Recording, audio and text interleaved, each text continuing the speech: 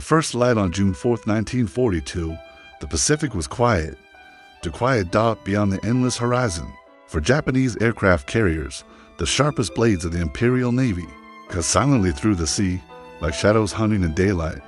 Their mission? Devastate Midway, annihilate the last of America's carriers, and force a surrender before the year ran out. They were confident, untouchable.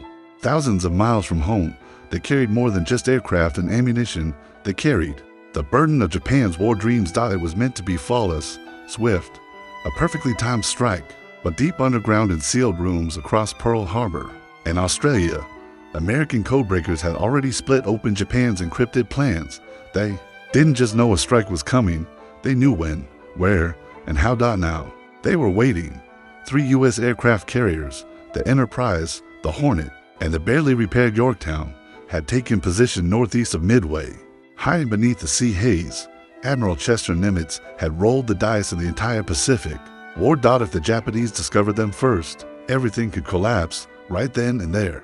But if they didn't, America would have one shot, just one, to change the course of history. At exactly 4:30 a.m., Japan struck first. Over 100 warplanes howled through the sky, zeroing in on Midway like a swarm of knives. Below, American anti-aircraft gunners opened fire through the fog, tracers clawing at the incoming bombers. Japanese fighters dove low, unleashing fire on barracks, fuel tanks, hangars, anything that moved.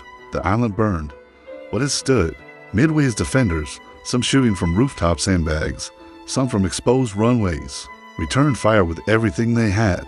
Old American bombers crawled through the smoke and sky, armed with torpedoes, and nothing but hope. What followed was a storm of chaos. Wave after wave of American aircraft attacked Japan's elite carrier group, the Kido Butai, and each wave was torn apart. One by one, brave pilots vanished in flames, most never releasing their payloads. It was a slaughter, but they didn't stop. They just kept coming. And while Japan's Zero fighters shredded the skies below, something was creeping in from above. High over the Pacific, a silent miracle was unfolding. 51 American SBD Dauntless dive bombers had found the fatal flaw, a blind spot in the Japanese air defense, unseen, unchallenged. They arrived at precisely 10:20 a.m., and what they saw beneath them was history waiting to be rewritten. 3 of Japan's mighty carriers, Kaga, Akagi, and Soryu, sat exposed, wide open. Their flight decks were littered with fully fueled aircraft, bombs and torpedoes side by side, and no fire suppression systems running during rearming. In that moment, they were more vulnerable than ever before, or ever would be again. And here's the question: how can one tiny window of time, 5 minutes, crush the pride of an empire? To understand that, you have to see what happened next. From over 20,000 feet in the sky, the dauntless bombers began their final dive. They weren't just aiming at ships, they were aiming at fate. The first target, Kaga, was hit hard. Bombs smashed through the flight deck, igniting fuel and explosives in a fiery chain reaction. The ship began to disintegrate. Next was Akagi, Admiral Nagumo's flagship. A direct hit tore through its heart, setting the tower ablaze. Almost at the same time, Soryu was gutted by fire from above. Within 5 minutes, all 3 Japanese carriers were reduced to floating infernos. Crews perished where they stood. There were no backup fleets, no rescue plans, just smoke, screams, and seawater. The sea, once silent, now roared with death. It had taken Japan months to prepare this attack. It took America just 5 minutes to destroy it. And for a breathless moment, the ocean calmed again, but not for long.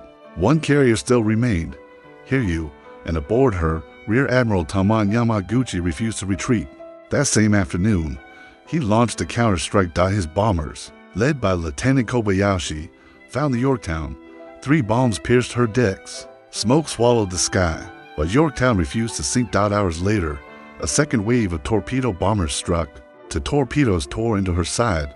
The ship tilted. After surviving Pearl Harbor and Coral Sea, Yorktown finally went down. But her sacrifice bought time. The Enterprise and Hornet had already dispatched another attack. At 5 p.m., American dive bombers reached Hiryu, for bombs plunged through her deck, turning her hangars into hell. Fire devoured everything. That night, Yamaguchi stood on the dying ship. He refused. Evacuation. Saluted his flag and waited for the sea to take him. At dawn, Japanese destroyers scuttled the Hiryu. Yamaguchi went down with her dot by the end of June 5, 1942.